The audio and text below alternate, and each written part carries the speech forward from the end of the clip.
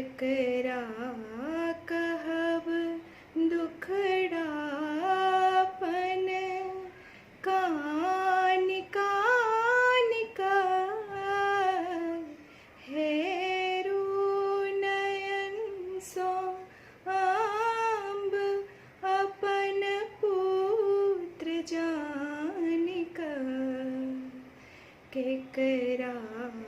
कहब दुखड़ापन कानि कानि का हेरु नयन सो आम्ब जिंदगी के स्वार्थ बिंदु पर घिरनी बना देलो जिंदगी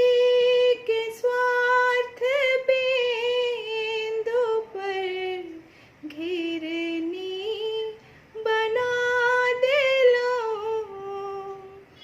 दर्शन ले हमर आँख के हिरनी बना देलो दर्शन ले हमर आँख के हिरनी बना देलो आशीष धुनिले चंद्रमणि बैसल कानिक केकरा कहब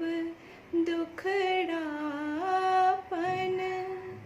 कानि कानि का हेरु नयन सो आम्ब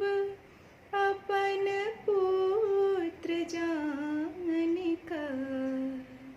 केकरा